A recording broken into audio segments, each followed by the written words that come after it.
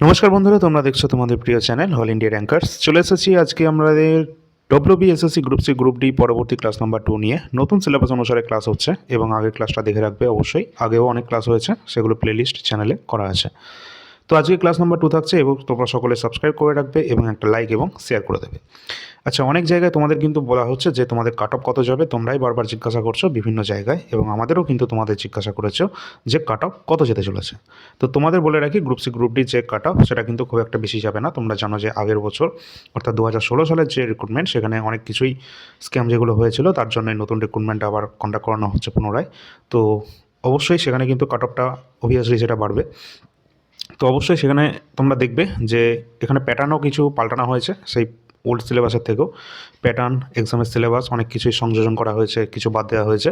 তো সেই হিসাবে আমার মোটামুটি আন্দাজ যেটা রয়েছে 60-এর মধ্যে মোটামুটি তোমরা যদি 50-এর কাছাকাছি বা তার প্লাস 5 বা 55 কাছাকাছি টার্গেট করো, তাহলে সেক্ষেত্রে কিন্তু তোমাদের কিন্তু সেভ হয়ে যাবে গ্রুপ সির জন্য। এবং গ্রুপ ডির ক্ষেত্রে তোমাদের মোটামুটি 40-এ যদি পরীক্ষা হচ্ছে, তো 40-এর মধ্যে 40-এ পরীক্ষা হচ্ছে সম্ভবত তোমাদের।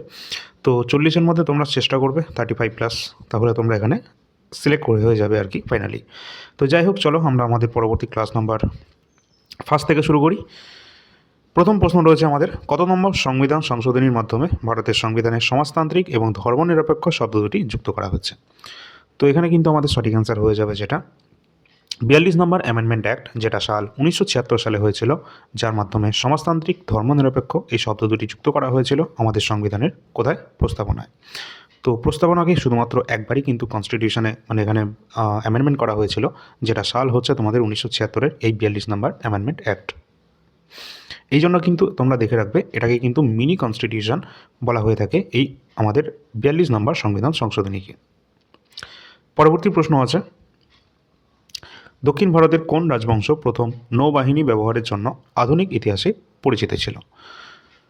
তো নৌবাহিনী ব্যবহারের জন্য আধুনিক ইতিহাসে পরিচিত ছিল কোন রাজবংশ? পল্লব, চোল, চালুক্য না রাষ্ট্রকূট? তো সঠিক অ্যান্সার হয়ে যাবে অবশ্যই চোল ডাইনেস্টি, যারা কিন্তু নৌবাহিনী তাদের ব্যবহারের জন্য আধুনিক ভারতের ইতিহাসে সুপরিচিত ছিল।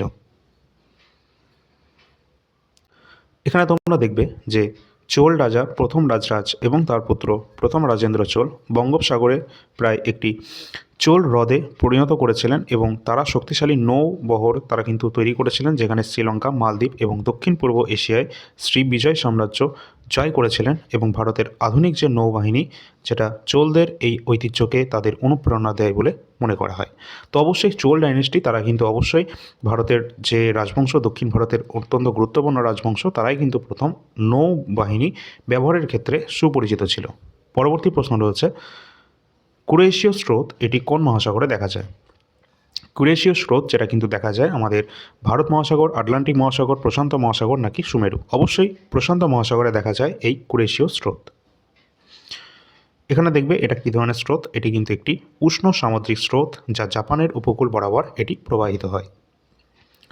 পরবর্তী প্রশ্ন রয়েছে, সিন্ধু সভ্যতার কোন শহরটি মৃতের স্তূপ বা যেটা রয়েছে আমাদের কি মাউন্ট অফ দ্য ডেড নামে পরিচিত? তো হরপ্পা সভ্যতার মৃতের স্তূপ বলা হয় কোনটাকে? অবশ্যই মহেঞ্জোদারো। মহেঞ্জোদারো কথার অর্থই হলো মৃতের স্তূপ। মহেঞ্জোদারোয় কিন্তু আমরা দেখতে পেয়েছি বৃহৎ শস্যাগার এবং বৃহৎ স্নানাগার। আর এই মহেঞ্জোদারো আবিষ্কার করেছিলেন 1922-এ কে? সেটা কিন্তু আর.ডি. ব্যানার্জি, রাখাল দাস বন্দ্যোপাধ্যায়। এগুলো কিন্তু আমাদের অলরেডি ক্লাস দেওয়া আছে। আচ্ছা, এখানে দেখবে যে সিন্ধি ভাষায় মহেঞ্জোদারো শব্দের অর্থ রয়েছে মৃতের স্তূপ, এবং এটি বর্তমানে অবস্থান করছে পাকিস্তানের সিন্ধু প্রদেশে।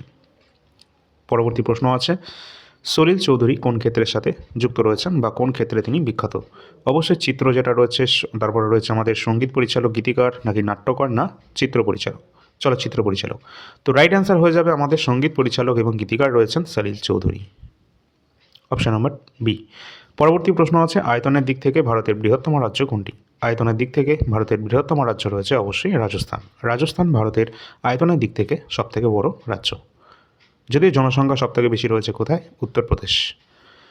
এখানে দেখবে যে ভারতের মোট ভূখণ্ডের প্রায় 10.4% রাজস্থান কিন্তু এখানে দখল করে রয়েছে, অর্থাৎ টোটাল আমাদের যে আয়তন রয়েছে আমাদের ভারতের, তার 10.4% কিন্তু রয়েছে এই রাজস্থানে। জনসংখ্যার দিক থেকে বৃহত্তম রাজ্য রয়েছে ভারতের উত্তরপ্রদেশ। আর উত্তরপ্রদেশে আমাদের লোকসভা এবং বিধানসভা দুটোরই আসন সংখ্যা কিন্তু সর্বাধিক।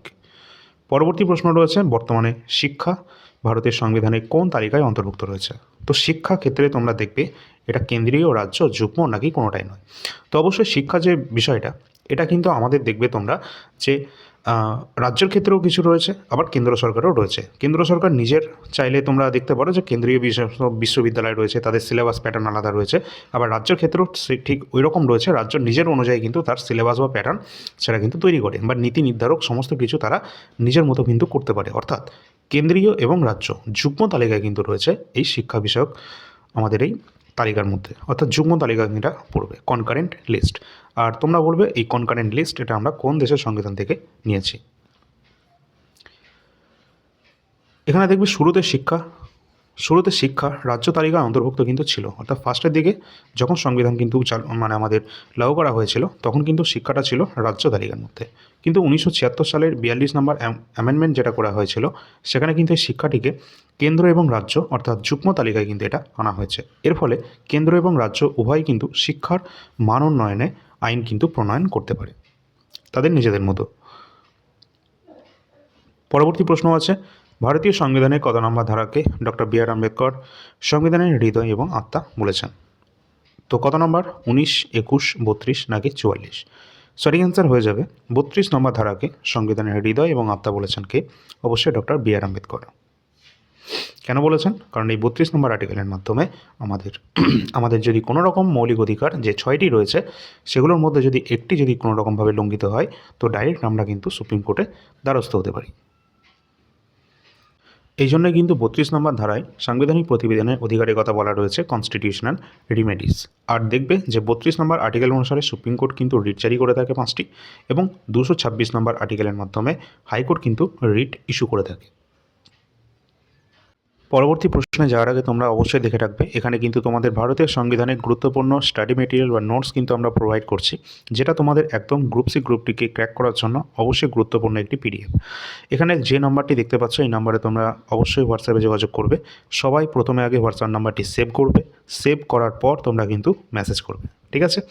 তো অবশ্যই এখানে কিন্তু তোমরা দেখতে পাবে সংবিধানের সমস্ত গুরুত্বপূর্ণ যে নোটগুলো রয়েছে না, যা যা আমাদের পরীক্ষায় আসতে পারে সমস্ত কিছু এখানে কিন্তু দেওয়া রয়েছে, এবং খুব সুন্দরভাবে এখানে সাজানো রয়েছে। তোমাদের কোনো রকম সমস্যা কিন্তু হবে না।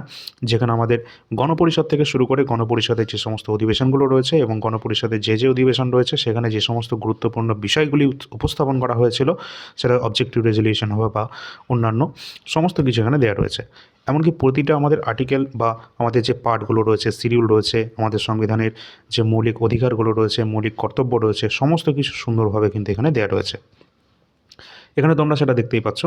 এছাড়া আমরা যদি আরও পরবর্তীতে আসি, যে সমস্ত আমাদের সাংবিধানিক সংস্থাগুলো রয়েছে, যেমন ইলেকশন কমিশন রয়েছে, সংখ্যালঘু কমিশন রয়েছে, অন্যান্য অনগ্রসরী যে কমিশন রয়েছে, তপশিলি জাতি উপজাতি রয়েছে। এছাড়া শেষের দিকে আরেকটু পরে যদি আমরা আসি, এখানে দেখব সমস্ত গুরুত্বপূর্ণ অনুচ্ছেদ এক নজরে কিন্তু আমরা এখানে দিয়ে দিয়েছি। এবং তারপরে রয়েছে আমাদের সংবিধানের যে সংশোধনী, যে গুরুত্বপূর্ণ সংশোধনীগুলো যেগুলো রয়েছে এখনও পর্যন্ত, সেগুলো কিন্তু এখানে দেওয়া রয়েছে, এবং তার যে গুরুত্বপূর্ণ উদ্দেশ্য সেগুলো ওখানে দেওয়া রয়েছে। আর একদম লাস্টের দিকে যদি আমরা চলে আসি, আমরা দেখব বিভিন্ন গুরুত্বপূর্ণ ওয়ান লাইনার প্রশ্ন, এবং তার সাথে দেখব গুরুত্বপূর্ণ তথ্য। প্রতিটা প্রশ্নের ডিটেলস সলিউশন কিন্তু আমরা প্রোভাইড করেছি, যেমনটা আমরা ক্লাসের মধ্যে তোমাদের বলি। এখানে মোটামুটি তোমরা 300-র ওপর প্রশ্ন পেয়ে যাবে, যেগুলো প্রতিটা প্রশ্ন তার সাথে তোমরা ডিটেলস সলিউশন কিন্তু পেয়ে যাবে। সংবিধানের জন্য একদম তোমাদের কমপ্লিট যে বইটা বা পিডিএফটি, সেটা কিন্তু এখানে দেখতে পাচ্ছ। যাদের প্রয়োজন রয়েছে 110 টাকায় তোমরা কিন্তু এটাই পেয়ে যাবে। অবশ্যই সকালে কিন্তু দেখতে পাবে এখানে টোটাল 81টা কিন্তু পেজের সংখ্যা রয়েছে, এবং কন্টেন্টে কোনো রকম কিন্তু কম নেই। এসএসসি গ্রুপ সি গ্রুপটির জন্য তোমাদের কমপ্লিট ইন্ডিয়ান হিস্ট্রি কিন্তু রয়েছে। ইতিহাসের প্রাচীন, মধ্য এবং আধুনিক ভারতকে খুব সুন্দরভাবে পরপর সিকোয়েন্স অনুসারে সাজানো রয়েছে, একদম কমপ্লিট তোমাদের কিন্তু সেকশন অনুসারে। টোটাল কিন্তু এখানে তোমাদের টপিকের নাম অনুযায়ী সব কিছু তোমাদের সাজানো রয়েছে ওয়ানলাইনারভাবে, এবং সেই সমস্ত তথ্য রয়েছে যেগুলো তোমাদের এক্সামে কিন্তু অলরেডি চলে এসেছে বা আগামী দিনে আসতে যাচ্ছে। তো গ্রুপ সি গ্রুপটির জন্য তোমাদের কম টাইমে টোটাল সিলেবাসকে তোমাদের কিন্তু এই পিডিএফগুলো একদম কভার আপ করে দেবে। তোমাদের হাতে মোটামুটি আর 28 দিন মতো রয়েছে, 29 দিন মতো। তো অবশ্যই তোমরা ভালোভাবে কিন্তু ইউটিলাইজ করতে পারবে এই দিনগুলোকে, এবং ভালোভাবে তোমরা কিন্তু প্রিপারেশন করতে পারবে। এই পিডিএফটি যাতে তোমরা সকলে নিতে পারো, তার জন্য 130 থেকে এটাকে 110 টাকা কিন্তু করে দেওয়া হয়েছে। এছাড়া কমপ্লিট স্ট্যাটিক জিকে, যেখানে সমস্ত গুরুত্বপূর্ণ টপিক যেগুলো কিন্তু আমাদের বাদ রয়েছে সেগুলো সব এখানে দেওয়া রয়েছে। সেটা যে কোনো আমাদের টপিক হতে পারে, সেটা ভূগোল থেকে হতে পারে, সংবিধানের থেকে হতে পারে, ইতিহাসের গুরুত্বপূর্ণ কোনো কিছু হতে পারে, বা UNESCO world heritage site, Ramsar site, national park, সমস্ত কিছু যা কিছু আমাদের এখানে রয়েছে সব কিছু এখানে স্ট্যাটিক জিকেতে দেওয়া রয়েছে। 125-এর উপর এখানে কিন্তু টপিকের সংখ্যা রয়েছে, 126টা এখানে পেজের সংখ্যা রয়েছে, সমস্ত কিছু খুব সুন্দরভাবে পয়েন্ট ওয়াইজ সাজানো রয়েছে এবং কালারও করা রয়েছে। A4 সাইজ সমস্ত পিডিএফ প্রিন্টেবল ফরম্যাট তোমরা কিন্তু পেয়ে যাবে। অবশ্যই ওই নাম্বারে যোগাযোগ করবে, নাম্বারটি সেভ করবে, তারপর যোগাযোগ করবে। পিডিএফের প্রাইস রয়েছে কত? 170 টাকা, ঠিক আছে। এছাড়া যার প্রয়োজন রয়েছে কারেন্ট অ্যাফেয়ার্স জানুয়ারি থেকে ডিসেম্বর টোটাল 2025-এর, তারা কিন্তু অবশ্যই নিয়ে নিতে পারবে। যাদের এসএসসি এবং রেলওয়ে এক্সাম দেবে তাদের জন্য বেশি ইম্পর্ট্যান্ট এটা। এবং এখানে কিন্তু তোমরা যারা যারা জিডি বা এমটিএস দিতে যাচ্ছ তোমাদের জন্য সমানভাবে গুরুত্বপূর্ণ। প্রতিটা মাসে 450-এর কাছাকাছি প্রশ্নোত্তর রয়েছে, সমস্ত প্রশ্নোত্তর খুব সুন্দরভাবে রয়েছে, যেগুলো এক্সামে আসে সেগুলোই দেওয়া রয়েছে। তো এগুলো প্রিলি মেন্স দুটোর জন্যই কিন্তু সমানভাবে গুরুত্বপূর্ণ। এবং এই সম্পূর্ণ পিডিএফ তোমরা জানুয়ারি থেকে ডিসেম্বর পর্যন্ত একটা পিডিএফের মধ্যেই কিন্তু পেয়ে যাবে। টোটাল 200 টাকার মধ্যে কিন্তু এটা পেয়ে যাবে। আর যদি তোমাদের কোনো মাসের প্রয়োজন হয় পার্টিকুলার, সেক্ষেত্রে তোমরা 20 টাকা প্রতি মাস হিসাবে পেয়ে যাবে। এছাড়া তোমাদের যদি প্রয়োজন হয়ে থাকে এই সমস্ত পিডিএফগুলি অবশ্যই তোমরা নিয়ে নেবে। এসএসসি জিডি রয়েছে, এছাড়া আরবি এসআই রয়েছে, বায়োলজি, আমাদের এনটিপিসি প্রিভিয়াস ইয়ার কোশ্চেন রয়েছে, সামনে এনটিপিসি এক্সামও রয়েছে আমাদের, অবশ্যই তোমরা দেখে নিতে পারো। এছাড়া সমস্ত এক্সামের জন্য কিন্তু ইতিহাস, সংবিধান, কমপ্লিট স্ট্র্যাটেজিকে এগুলো সমস্ত এক্সামের জন্য ইম্পর্টেন্ট। তো অবশ্যই যে কোনো তোমরা পিডিএফের জন্য এই নম্বরে যোগাযোগ করবে। প্রথমে নাম্বারটি সেভ করবে, তারপর যোগাযোগ করবে। পরবর্তী প্রশ্ন রয়েছে, নিচের কোনটি ওপেন সোর্স অপারেটিং সিস্টেম নয়? তো ওপেন সোর্স অপারেটিং সিস্টেম নয় নিচের কোনটি? লিনাক্স, উইন্ডোজ, ম্যাকওএস নাকি এর মধ্যে কোনটা? তো এখানে কিন্তু আমাদের রাইট অ্যান্সার হয়ে যাবে। অবশ্যই এখানে বলা হয়েছে ওপেন সোর্স অপারেটিং সিস্টেম নয় বলেছে। তো ওপেন সোর্স অপারেটিং সিস্টেম যেটা কিন্তু সঠিক অ্যান্সার হচ্ছে লিনাক্স। কিন্তু এখানে কিন্তু নয় যেহেতু বলেছে, সুতরাং অপশান নাম্বার ডি অর্থাৎ উইন্ডোজ এবং ম্যাকওএস এগুলি কিন্তু ওপেন সোর্স অপারেটিং সিস্টেম নয়। পরবর্তী আমরা দেখব যে ওপেন সোর্স অপারেটিং সিস্টেম এর মানে কি?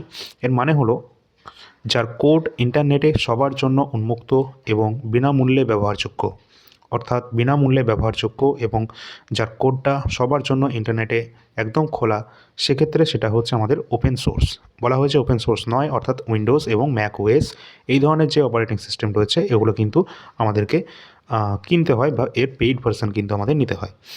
এছাড়া এখানে কি রয়েছে আমাদের পরবর্তী প্রশ্ন আছে, পশ্চিমবঙ্গ সরকারের কর্মশ্রী প্রকল্পটি কবে আনুষ্ঠানিকভাবে চালু হয়েছে?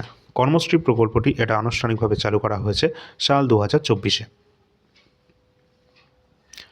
কেন্দ্রীয় সরকারের 100 দিনের কাজের টাকা আটকে থাকায় রাজ্য সরকারের নিজস্ব অর্থায়নে এই প্রকল্প শুরু করা হয়েছে, যেটা কর্মশ্রী প্রকল্প সাল 2024-এ। এবং এই প্রকল্পের লক্ষ্য হলো জব কার্ড হোল্ডারদের বছরে অন্তত 50 দিনের কাজের নিশ্চিত করা। পরবর্তী প্রশ্ন আছে, ভারতীয় সংবিধানে কত নম্বর ধারায় পঞ্চায়েতি রাজ ব্যবস্থার নির্দেশ দেওয়া হয়েছে? পঞ্চায়েতি রাজ সিস্টেম এটা ভারতের কত নম্বর আর্টিকেলে রয়েছে? ভারতের সংবিধানের অবশ্যই 40 নম্বর আর্টিকেলে দেওয়া রয়েছে পঞ্চায়েতি রাজ সিস্টেম সম্পর্কে। আর এই পঞ্চায়েতি রাজ সিস্টেম এটি কিন্তু প্রথম লাগু করা হয়েছে রাজস্থানের নাগৌর ডিস্ট্রিক্টে। রাজস্থানের নাগৌর ডিস্ট্রিক্টে পঞ্চায়েতি রাজ সিস্টেম প্রথম চালু করা হয়েছে, যেটা সংবিধানের 40 নম্বর আর্টিকেলে দেওয়া রয়েছে। পরবর্তী আমরা দেখব 40 নম্বর যে আর্টিকেলের ধারাটি রয়েছে, এটা সংবিধানের নির্দেশমূলক নীতির আন্ডারে পড়ছে, অর্থাৎ DPSP, directive principal of state policy, যেটা আমরা আয়ারল্যান্ডের সংবিধান থেকে নিয়েছি। এই ডিপিএসপির মধ্যেই পড়ছে 40 নম্বর আর্টিকেল, যেখানে বলা হয়েছে পঞ্চায়েতি রাজ সম্পর্কে। পরবর্তীতে সাল 1992 সালের 73তম সংবিধান সংশোধনীর মাধ্যমে ভারতে পঞ্চায়েতি রাজ সাংবিধানিক স্বীকৃতি দেওয়া হয়েছে। অর্থাৎ বর্তমানে যে পঞ্চায়েতি রাজ সিস্টেম সেটা কিন্তু সাংবিধানিক স্বীকৃতি কিন্তু পেয়েছে। পরবর্তী প্রশ্ন, নিচের কোনটি একটি গ্রিন হাউস গ্যাস নয়? মিথেন, জলীয় বাষ্প, আর্গন নাকি ওজোন গ্যাস? অবশ্যই আর্গন যেটি রয়েছে এটা কিন্তু কোনো রকমভাবে গ্রিন হাউস গ্যাস নয়। অন্যান্য যেগুলো রয়েছে এগুলো সবই কিন্তু গ্রিন হাউস গ্যাস, ঠিক আছে? নামগুলো দেখে নাও। কার্বন ডাইঅক্সাইড রয়েছে, মিথেন রয়েছে, মিথেনের সংকেতটা CH4, নাইট্রাস অক্সাইড রয়েছে এবং জলীয় বাষ্প বা ওয়াটার ভেপর, এগুলি সবই কিন্তু আমাদের নিষ্ক্রিয় গ্যাসের মধ্যে পড়ছে। পরবর্তী রয়েছে কি, নিচের ভারতের সংবিধানের অভিভাবক বা রক্ষাকর্তা বলা হয়ে থাকে কাকে? তো আমরা একটু আগেই দেখলাম যে 32 নম্বর আর্টিকেলের মাধ্যমে সুপ্রিম কোর্ট কিন্তু রক্ষা করে থাকে আমাদের যে মৌলিক অধিকারগুলো রয়েছে 6টি, সেই মৌলিক অধিকারগুলোকে রক্ষা করে সুপ্রিম কোর্ট 32 নম্বর আর্টিকেলের মাধ্যমে। তো এই জন্য কিন্তু সুপ্রিম কোর্টকে বলা হয়ে থাকে সংবিধানের রক্ষাকর্তা বা অভিভাবক। পরবর্তী আমাদের প্রশ্ন রয়েছে, জাতীয় শিক্ষানীতি এনইপি অর্থাৎ নিউ এডুকেশন পলিসি যেটি রয়েছে অনুযায়ী ফাউন্ডেশনাল স্টেজে শিশুদের বয়সসীমা কত ধরা হয়েছে? তো ফাউন্ডেশনাল স্টেজে শিশুদের বয়সসীমা ধরা হয়েছে 3 থেকে 8 বছর। 3 থেকে 8 বছর ধরা হয়েছে। এখানে দেখবে যে নতুন যে শিক্ষানীতি কাঠামো সেটা কি রয়েছে 5+3+3+4। তো এইভাবে রয়েছে আমাদের কাঠামোটি এবং প্রথম 5 বছরের যে ফাউন্ডেশনাল সেটা রয়েছে আমাদের 3 বছর প্রাক প্রাথমিক এবং 2 বছর ক্লাস 1 ও 2 এর জন্য নির্ধারিত। 1 এবং 2 এর জন্য নির্ধারিত। পরবর্তী প্রশ্ন রয়েছে যে ভারতের কোন আইন নারী ও পুরুষের সমান কাজের জন্য সমান বেতনের বাধ্যতামূলক করেছে? তো কোন আইনটি নারী এবং পুরুষদের ক্ষেত্রে সমান কাজের জন্য সমান বেতন এটা বাধ্যতামূলক অর্থাৎ কম্পালসারি করা হয়েছে নিচের কোন আইনে? অবশ্যই রাইট অ্যান্সার হয়ে যাবে সমান পারিশ্রমিক আইন 1976 সালের। এখানে তোমরা দেখবে যে এটা কিন্তু আমাদের অবশ্যই পড়ছে সংবিধানের 39 ডি নাম্বার ধারার মধ্যে পড়ছে। এই আইন লিঙ্গ নির্বিশেষে অর্থাৎ স্ত্রী পুরুষ নির্বিশেষে মজুরির ক্ষেত্রে বৈষম্য দূর করতে কিন্তু সহায়তা করে। সমান কাজের জন্য সমান বেতন কিন্তু এটা প্রদান করে। পরবর্তী প্রশ্ন রয়েছে ধর্মপাল কোন বিখ্যাত বৌদ্ধ শিক্ষা কেন্দ্রের সাথে যুক্ত ছিলেন? পাল বংশের একজন গুরুত্বপূর্ণ রাজা রয়েছেন ধর্মপাল, তিনি কোন বৌদ্ধ শিক্ষা কেন্দ্রের সাথে যুক্ত ছিলেন? অবশ্যই রাইট অ্যান্সার হয়ে যাবে বিক্রমশিলা। বিক্রমশিলার সাথে কিন্তু যুক্ত রয়েছেন এই ধর্মপাল। এখানে দেখে রাখবে যে পাল সম্রাট ধর্মপাল আনুমানিক 8ম শতাব্দীতে এটি প্রতিষ্ঠা করেছেন। এবং এটাও দেখবে যে নালন্দা মহাবিহারের পতনের পর বিক্রমশিলা ভারতের অন্যতম প্রধান কেন্দ্র হয়ে উঠেছে। পরবর্তী প্রশ্ন রয়েছে ভারতের লিঙ্গ বৈষম্যকে সাংবিধানিকভাবে নিষিদ্ধ করা হয়েছে এটি করেছে কে? তো অবশ্যই লিঙ্গ যে বৈষম্য রয়েছে এটা সাংবিধানিকভাবে নিষিদ্ধ করা হয়েছে সংসদ, সুপ্রিম কোর্ট, রাষ্ট্রপতি না ক্যাবিনেটের মাধ্যমে? অবশ্যই সুপ্রিম কোর্টের মাধ্যমে, কারণ সুপ্রিম কোর্টই তো ঠিক করবে না কোনো কিছু। আমাদের সংশয় প্রকাশ হলে কোনো আর্টিকেলের সম্পর্কে বা সংবিধানের কোনো ধারা সম্পর্কে আমরা যখন বুঝতে পারি না, ঠিক আছে, তখন সেটাকে একদম ঠিক করে দেয় বা সেটাকে তোমাদের বলে দেয়, সেটা কি বলে? অবশ্যই সুপ্রিম কোর্ট, কারণ সেই সিদ্ধান্ত সুপ্রিম কোর্টের সিদ্ধান্তই সেক্ষেত্রে চূড়ান্ত। তো সুপ্রিম কোর্ট কিন্তু এক্ষেত্রে নিষিদ্ধ করেছে, অবশ্যই দেখে রাখবে। এবং এখানে এটাও দেখবে যে সুপ্রিম কোর্টের সংবিধানের 14, 15, 16 নম্বর ধারার সঠিক ব্যাখ্যা দিয়ে বিভিন্ন ঐতিহাসিক রায়ের মাধ্যমে সমস্ত ধরনের বৈষম্যকে কিন্তু দূর করেছে। আর কারেন্ট আমাদের কিন্তু একটা ন্যাশনাল তোমাদের যে ফান্ডামেন্টাল রাইট রয়েছে, তো ফান্ডামেন্টাল রাইটে তোমাদের একটা জিনিস কিন্তু এখানে যুক্ত করা হয়েছে, ঠিক আছে, রাইট টু লাইফের মধ্যে। তো অবশ্যই তোমরা সকলে বলবে সেটা কিন্তু মহিলাদের সাথে সম্পর্কিত, যদি জেনে থাকো অবশ্যই কমেন্ট সেকশানে বলে দেবে। পরবর্তী প্রশ্ন রয়েছে নিসার মিশন। নিসার মিশন ভারত এবং কোন দেশের মহাকাশ সংস্থা যৌথ উদ্যোগে এটি কিন্তু হয়েছে? তো এটা কন্ডাক্ট করানো হয়েছিল নিসার মিশন, অবশ্যই করা হয়েছিল কার সাথে? ভারতের ইসরো এবং নাসার সাথে কিন্তু করা হয়েছে, অর্থাৎ আমেরিকা যুক্তরাষ্ট্র, নাসা এবং ইসরো মিলে যে নিসার মিশনটি কিন্তু সম্পাদনা করেছেন। এখানে আমরা দেখে নেব যে এটি ইসরো এবং নাসার যৌথ একটি প্রকল্প ছিল, যার মাধ্যমে প্রধান কাজ ছিল পৃথিবীর ভূপৃষ্ঠের সূক্ষ্ম পরিবর্তনকে পর্যবেক্ষণ করা। পরবর্তী প্রশ্ন রয়েছে ভারতের কোন রাজ্যে সূর্যোদয় সবার আগে হয়? সবার আগে আমাদের সূর্যোদয় হয়ে থাকে আমাদের কোন রাজ্য? অবশ্যই আমাদের একদম পূর্বে রয়েছে যে রাজ্যটি অরুণাচল প্রদেশ। অরুণাচল প্রদেশের একটা জায়গা রয়েছে সেটা হচ্ছে কিবিথু যে প্রদেশ রয়েছে সেটা হচ্ছে অরুণাচল প্রদেশের একদম ইস্টার্ন মোস্ট পয়েন্ট, আমাদের সম্পূর্ণ ভারতের ইস্টার্ন মোস্ট পয়েন্ট যেটা হচ্ছে অরুণাচল প্রদেশের কিবিথু। এখানে কিন্তু সবার প্রথমে কিন্তু সূর্যোদয় হয়ে থাকে। পরবর্তী প্রশ্ন রয়েছে ভারতের প্রথম ব্যাংক কোনটি? ভারতের প্রথম ব্যাংকের নাম কি? তো সঠিক অ্যান্সার হয়ে যাবে অবশ্যই ব্যাংক অফ হিন্দুস্তান। এটি হচ্ছে আমাদের ভারতের প্রথম ব্যাংক। যদি ভালো লাগে তোমরা সকলে একটা লাইক করে দেবে এবং চ্যানেলটা সাবস্ক্রাইব করে রাখবে। 1970 সালে কলকাতায় আলেকজান্ডার অ্যান্ড কোম্পানি দ্বারা এটি কিন্তু প্রতিষ্ঠিত হয়েছিল, অবশ্যই bank of Hindustan, India's first bank. পরবর্তী ঘুমর, এটি কোন রাজ্যের বিভিন্ন বিখ্যাত একটি লোকনৃত্য অর্থাৎ ফক ড্যান্স রয়েছে ঘুমর, এটি কোন রাজ্যের ফক ড্যান্স? সঠিক অ্যান্সার হয়ে যাবে রাজস্থান। রাজস্থানের যে গুরুত্বপূর্ণ ফক ড্যান্সের মধ্যে অন্যতম রয়েছে ঘুমর, চাকরি, ঝুলন লীলা, এগুলো সবই রাজস্থানে দেখা যায়। পরবর্তী আমরা দেখব এটি মূলত রাজস্থানে ভিল উপজাতিদের মাধ্যমে, ভিল ট্রাইবের মাধ্যমে মহিলাদের একটি নাচ পরিবেশন করা হয়ে থাকে, যা পরবর্তীতে রাজপুত সম্প্রদায়ের ঐতিহ্যে পরিণত হয়। নেক্সট রয়েছে কোন গভর্নর জেনারেলের আমলে ভারতে ইলবার্ট বিল বিতর্ক শুরু হয়েছে? ইলবার্ট বিল বিতর্ক শুরু হয়েছিল আমাদের যে গভর্নর জেনারেল ছিলেন সেই সময় লর্ড রিপনের সময় কিন্তু চালু হয়েছিল ইলবার্ট বিল বিতর্ক। এই বিলের প্রস্তাব কী ছিল? প্রস্তাব ছিল যে ভারতীয় বিচারকরাও ইউরোপীয় অপরাধীদের বিচার করতে পারবেন, অর্থাৎ ভারতীয় বিচারকরাও যে ইউরোপীয় অপরাধীদের বিচার করতে পারবেন, এবং শ্বেতাঙ্গদের তীব্র বিরোধিতার মুখে এটি কিন্তু প্রত্যাহারও করা হয়েছিল পরবর্তীতে। পরবর্তী প্রশ্ন রয়েছে যে ভারতের নিজস্ব জিপিএস সিস্টেমের নাম কি? অবশ্যই ইম্পর্ট্যান্ট রয়েছে এটি। ভারতের নিজস্ব জিপিএস সিস্টেম যার নাম রয়েছে ন্যাভিক। Option number A. ন্যাভিক যেটি রয়েছে আমাদের ভারতের নিজস্ব একটি জিপিএস সিস্টেম, এর পুরো নামটা কি রয়েছে? Navigation with Indian constellation. এটি ভারত এবং তার আশপাশের 1500 কিলোমিটার এলাকা কিন্তু কভার আপ করে দেবে। পরবর্তী প্রশ্ন আছে আমাদের, সংবিধানের কোন সংশোধনীটিকে মিনি কনস্টিটিউশন বা ক্ষুদ্র সংবিধানের সংশোধনী বলা হয়ে থাকে? অবশ্যই 42 নম্বর সংবিধান সংশোধনীকে, যেটা সাল 1976 সালে হয়েছিল, যার মাধ্যমে ভারতের সংবিধানের প্রস্তাবনাকে একবারই কিন্তু এখনও পর্যন্ত এটাকে অ্যামেন্ডমেন্ট করা হয়েছে। কোন কোন শব্দগুলো যুক্ত করা হয়েছিল? সমাজতান্ত্রিক, ধর্মনিরপেক্ষ এবং সংহতি। নেক্সট কোশ্চেন, কত সালে এবং কার মধ্যে পানিপথের প্রথম যুদ্ধ হয়েছিল? অবশ্যই পানিপথের প্রথম যুদ্ধ, যেটা সম্পাদিত হয়েছিল 1526 খ্রিস্টাব্দে বাবর এবং ইব্রাহিম লোদির মধ্যে। আর এই যুদ্ধেই প্রথম কিন্তু বাবর আগ্নেয়াস্ত্র কিন্তু ব্যবহার করেছিলেন। এই যুদ্ধের মাধ্যমে ভারতে মুঘল সাম্রাজ্যের ভিত্তিপ্রস্তর স্থাপিত হয়েছিল। পরবর্তী প্রশ্ন রয়েছে, প্রজেক্ট চিতার অধীনে নামিবিয়া এবং আফ্রিকা থেকে আনা চিতাগুলিকে কোন রাজ্যের ন্যাশনাল পার্কে ছাড়া হয়েছে? অবশ্যই এটা কিন্তু ইম্পর্ট্যান্ট রয়েছে, মধ্যপ্রদেশের ন্যাশনাল পার্কে ছাড়া হয়েছে, যেগুলো কিন্তু নামিবিয়া এবং আফ্রিকা থেকে আনা হয়েছিল প্রজেক্ট চিতার অধীনে। তো এখানে দেখে রাখবেন নির্দিষ্টভাবে মধ্যপ্রদেশে কোন ন্যাশনাল পার্কে রয়েছে। সবথেকে বেশি সংখ্যক ন্যাশনাল পার্ক কিন্তু রয়েছে মধ্যপ্রদেশ রাজ্যে, এবং মধ্যপ্রদেশের কোনো যে ন্যাশনাল পার্ক রয়েছে সেখানে কিন্তু এগুলোকে রাখা হয়েছে। ভারতে 1952 সালে চিতা বিলুপ্তি ঘোষণা করা হয়েছিল, এটা দেখে রাখবে। গুটি বসন্তের ভ্যাকসিন এটি কে আবিষ্কার করেছেন? তো আবিষ্কারক থেকে আমাদের একটা প্রশ্ন অবশ্যই আসবে 1 থেকে 2 নম্বর। তার জন্য আমাদের দেখে রাখতে হবে যে গুটি বসন্তের যে ভ্যাকসিন এটি কে আবিষ্কার করেছেন। অবশ্যই রাইট অ্যান্সার হয়ে যাবে এডওয়ার্ড জেনার। এডওয়ার্ড জেনারকে ইমিউনোলজি জনক কিন্তু বলা হয়ে থাকে। তিনি 1976 সালে এটি আবিষ্কার করেছেন। পরবর্তী প্রশ্ন, 2025 সালের গ্লোবাল জেন্ডার গ্যাপ ইন্ডেক্স অনুযায়ী 148টি দেশের মধ্যে ভারতের স্থান কততম রয়েছে?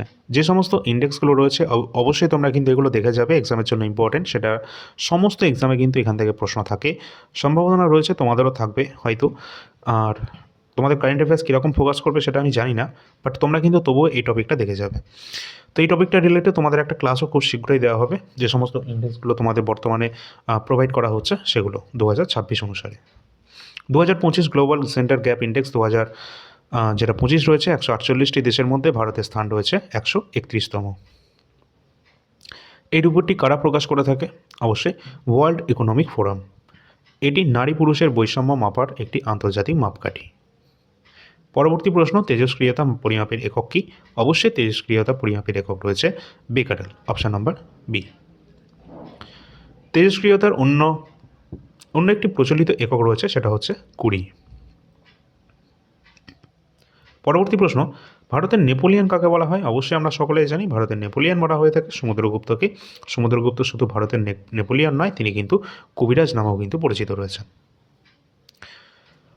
তার যে দিগ্বিজয় এবং সামরিক সাফল্যের জন্য ঐতিহাসিক ভিনসেন্ট স্মিথ তাকে ভারতের নেপোলিয়ান বলে অভিহিত করেছেন। কে বলেছিলেন? ঐতিহাসিক ভিনসেন্ট স্মিথ। পরবর্তী প্রশ্ন, পশ্চিমবঙ্গের কোন জেলাকে ধানের গোলা বলা হয়ে থাকে? তো পশ্চিমবঙ্গের যে পূর্ব বর্ধমান যে ডিস্ট্রিক্ট রয়েছে সেটাকে কিন্তু বলা হয়ে থাকে ধানের গোলা। দামোদর নদীর পলিমাটি এবং উন্নত জলসেচ ব্যবস্থার কারণে এই জেলায় সবথেকে বেশি পরিমাণে কিন্তু ধান উৎপাদিত হয়। অবশ্যই তার জন্য এটা গুরুত্বপূর্ণ। পরবর্তী প্রশ্ন রয়েছে, MS ওয়ার্ডে কোনো লেখাকে বোল্ড করার যে শর্টকাট কী রয়েছে সেটা কোনটা? অবশ্যই কোনো লেখাকে যদি আমরা বোল্ড করতে চাই সেখানে কী করতে হবে? অবশ্যই সেই লেখাটাকে সিলেক্ট করতে হবে ফার্স্টে, তারপর কিন্তু Ctrl+B যদি আমরা প্রেস করি সেক্ষেত্রে সম্পূর্ণ লেখাটি কিন্তু এখানে বোল্ড হয়ে যাবে। এবং এখানে এটাও দেখে রাখবে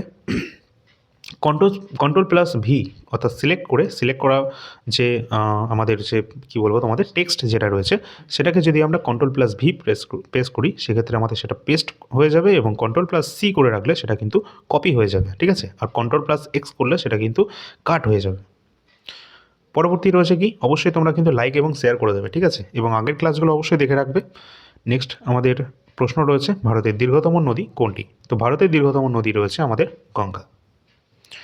গঙ্গা আমাদের ভারতের দীর্ঘতম নদী রয়েছে, কারণ এই টোটাল যে দৈর্ঘ্য রয়েছে 2525 কিলোমিটার, যেটা উত্তরাখণ্ডের গঙ্গোত্রী হিমবাহ থেকে উৎপত্তি হয়েছে। তোমরা সকলে কিন্তু টেলিগ্রাম চ্যানেলে যুক্ত হবে, ঠিক আছে, টেলিগ্রামের লিঙ্ক ভিডিও ডিসক্রিপশন বক্সে তোমাদের দেওয়া থাকবে। বলা হয়েছে রামজি বিল এটি কেন চালু করা হয়েছে? তো রামজি যেটা আমাদের রয়েছে বিল, এটি প্রধানত চালু করা হয়েছিল গ্রামীণ কর্মসংস্থানের জন্য। কে চালু করেছে? অবশ্যই আমাদের পশ্চিমবঙ্গের মাননীয় মুখ্যমন্ত্রী এটা কিন্তু চালু করেছিলেন, এবং এটি একটি নিজস্ব প্রকল্প যাতে গ্রামীণ মানুষ এবং তাদের কর্মসংস্থানের অধিকার থেকে যাতে বঞ্চিত না হয়। সন্তোষ ট্রফি এটি কোন খেলার সাথে যুক্ত? তো সন্তোষ ট্রফি অবশ্যই এটা কিন্তু আমাদের ফুটবলের সাথে যুক্ত রয়েছে। সমস্ত ট্রফি রিলেটেড আমরা কিন্তু প্রশ্ন অবশ্যই আগেও কিন্তু তোমাদেরকে করিয়েছি, এবং পারলে আর একবার তোমাদেরকে করিয়ে দেবো, কারণ স্পোর্টস থেকে তোমাদের কিন্তু বেশি ফোকাস করা আছে। পরবর্তী দেখবে এটি ভারতের একটি জাতীয় স্তরে ফুটবল প্রতিযোগিতা, যেটা 1941 সালে শুরু হয়েছিল। পরবর্তীতে তোমাদের জন্য একটা হোমওয়ার্কের কোশ্চেন থাকছে, রাশিয়ার মুদ্রার নাম কি? অর্থাৎ রাশিয়ার যে কারেন্সি রয়েছে, বিভিন্ন দেশের নিজেদের কারেন্সি রয়েছে, আমাদের ভারতের যে কারেন্সি সেটা হচ্ছে ইন্ডিয়ান রুপি, ঠিক সেই রকম রাশিয়ার যে মুদ্রা বা কারেন্সি রয়েছে সেটার নাম কি? রুবেল, কিনা, ইউরো নাকি রিয়েল? এই চারটে অপশান রয়েছে, অবশ্যই অ্যান্সারটা তোমরা কমেন্ট সেকশনে জানাবে, এটা তোমাদের হোমওয়ার্কের কোশ্চেন থাকছে।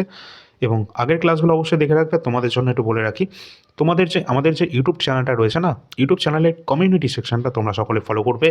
প্রতিদিন সেখানে কিন্তু তোমাদের গুরুত্বপূর্ণ কুইজ কিন্তু তোমাদের কিন্তু দেওয়া হচ্ছে, যেগুলো একদম মোস্ট এক্সপেক্টেড কোশ্চেন, যেগুলো তোমাদের এক্সামে আসতে পারে সেই ধরনের প্রশ্ন কিন্তু তোমাদের দেওয়া হচ্ছে কুইজের আকারে।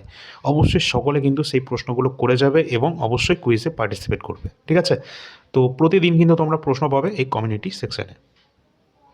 অবশ্যই তোমাদের সামনে এক্সাম রয়েছে, যেহেতু তোমাদের 29 দিন পর কিন্তু এক্সাম। 1 মার্চে তোমাদের এক্সাম রয়েছে গ্রুপ সি, এবং 8ই মার্চ গ্রুপ ডি এক্সাম। তাদের জন্য কিন্তু তোমাদের গুরুত্বপূর্ণ যে স্টাডি মেটেরিয়াল, তার মধ্যে পড়ছে কমপ্লিট স্ট্যাটিক জিকে। এটা কিন্তু কেউ মিস করবে না, এটা শুধু গ্রুপ সি গ্রুপ ডি নয়, সমস্ত এক্সামের জন্য এই সমস্ত পিডিএফ গুরুত্বপূর্ণ। কোনগুলো গুরুত্বপূর্ণ একটু বলে দিই, ইতিহাস, কমপ্লিট ইন্ডিয়ান হিস্ট্রি, কমপ্লিট সংবিধানের গুরুত্বপূর্ণ পিডিএফ এবং কমপ্লিট স্ট্যাটিক জিকে। এই তিনটেই কিন্তু গ্রুপ সি গ্রুপ ডির জন্য সমানভাবে গুরুত্বপূর্ণ, শুধু গ্রুপ সি গ্রুপ ডি নয়। সামনে যারা এমটিএসের এক্সাম দেবে, এসএসসি জিডি কনস্টেবলের এক্সাম দেবে, সামনে ডব্লিউবিপি সহ অন্যান্য আমাদের রাজ্যের পিএসসির কোনো এক্সাম দেবে, সমস্ত এক্সামের জন্য এই তিনটে পিডিএফই গুরুত্বপূর্ণ। কারণ তোমাদের প্রশ্ন যদি বলা হয় যে গুপ্ত সাম্রাজ্যের প্রতিষ্ঠাতাকে, সেটা কখনোই তোমাদের বলবে না যে এসএসসি জিডিতে আসলো কিংবা তোমাদের এমটিএসে আসবে না, এমনটা কিন্তু হতে পারে না। সেটা এসএসসি সিজিএলও আসতে পারে, এমটিএসও আসতে পারে, আবার এনটিপিসিতেও আসতে পারে। তো এরকম কোনো দিন ভাববে না যে এই পিডিএফটা তোমাদের শুধুমাত্র গ্রুপ সি গ্রুপ ডির জন্য বা জিডির জন্য নয়, এমনটা কিন্তু নয়। এটা সমস্ত এক্সামের জন্য ইম্পর্টেন্ট, যে সমস্ত এক্সাম আমাদের 1 ডে কম্পিটিটিভ এক্সাম রয়েছে। যে কোনো পিডিএফ নেওয়ার জন্য অবশ্যই তোমরা এই নাম্বারে যোগাযোগ করবে, এই নাম্বারের লিঙ্ক ভিডিও ডিসক্রিপশন বক্সে দেওয়া থাকবে, ঠিক আছে? এছাড়া অন্যান্য পিডিএফের মধ্যে এগুলো কিন্তু দেওয়া রয়েছে, যার যেটা প্রয়োজন সেটা প্রয়োজন মতো তোমরা নিয়ে নেবে। সামনে এসএসসি জিডি কনস্টেবলের এক্সাম রয়েছে 2024-25 প্রিভিয়াস ইয়ার প্রশ্নপত্র পেয়ে যাবে তোমরা।